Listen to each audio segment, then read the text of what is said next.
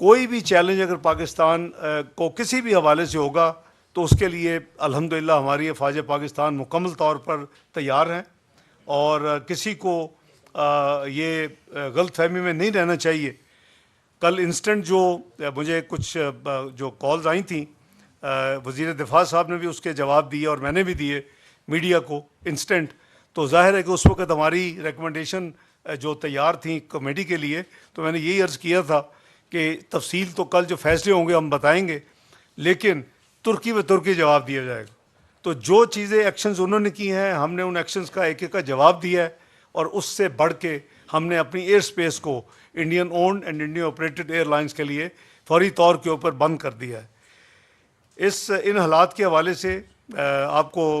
معلوم ہے کہ 19 اپریل کو ہم تو گڈ ول اور بائے لیٹرل اور ریجنل اینڈ ملٹی لیٹرل معاملے کے ساتھ، حوالے کے ساتھ پوری یہ حکومت جو ہے وہ جہاں ایک طرف اکانومی کی بہتری ہے،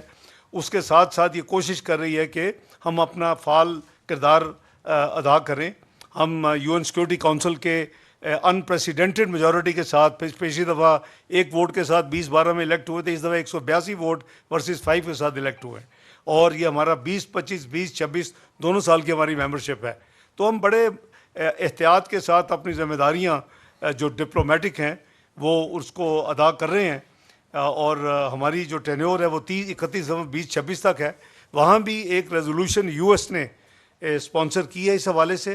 لیکن وہ میں آپ کو یاد کرا دوں کہ جعفر ایکسپریس پہ بھی یہ یو این سیکورٹی کونسل کی ایک سٹینڈرڈ پریکٹس ہے کہ دنیا میں جب بھی کوئی ٹیررسٹ یا اس طرح کا کوئی ٹیررزم کا واقعہ ہو تو اس حوالے سے وہ ایک اسٹیٹمنٹ جاری کرتے ہیں۔ ہمیں وہ کاپی موصول ہو گئی ہے۔ ہمارے جو امبیسڈر ہیں وہاں، جس کو پرماننٹ ریپرزینٹیٹو کہتے ہیں یونائٹڈ نیشن میں، وہ ہمارے ساتھ وزارت خارجہ کے ساتھ رابطے میں ہیں، اور وزارت خارجہ حکومت کو اور اسٹیک ہولڈرز کو ساتھ ساتھ چلا رہی ہے۔ تو اس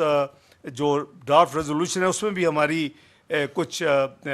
ہم نے کچھ پرپوزل دی ہیں امینڈمنٹس کی، دو امینڈمنٹس ہم نے پرپوز کی ہیں، وہ جیسے پروگرس ہوگی آپ کو وہ ہم کریں گے۔ لیکن ٹو بی فیئر کہ جعفر ایکسپریس یا ماضی کے جو جتنے بھی واقعات ایسے ہیں، وہ یو این سیکورٹی کونسل وہ ایک ملٹی لیٹرل فورم ہے، اس میں ہم 15 میں سے 5 پرماننٹ ممبر ہیں، 10 نان پرماننٹ ممبرز الیکٹ ہوتے ہیں، تو ہم ان میں سے ایک ہیں۔ تو اس میں بھی ہمارے پاس لیوریج بھی ہے اس کو استعمال کرنے کی، اور دوسری تو ہماری ذمہ داری بھی ہے کہ ہم بڑے محتاط ہو کے اپنے وہاں اپنے آپ کو کنڈکٹ کریں، کیونکہ جولائی میں اللہ نے چاہا تو انشاءاللہ پاکستان کو اس کی صدارت بھی ملے گی۔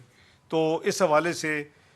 اگر آپ کے کوئی پہلے وزیر دفاع صاحب آپ کے ساتھ جو ڈیفنس کے حوالے سے کچھ باتیں کریں گے، ہماری اللہ تعالیٰ کے فضل و کرم سے جو پریپیئرڈنس ہے، اور اگر کسی نے کوئی بھی ایڈونچر کرنے کی کوشش کی تو ماضی میں بھی انہوں نے کر کے دیکھ لیا ہے، ان کو جو حشر ہوا اس سے برا حشر ہوگا۔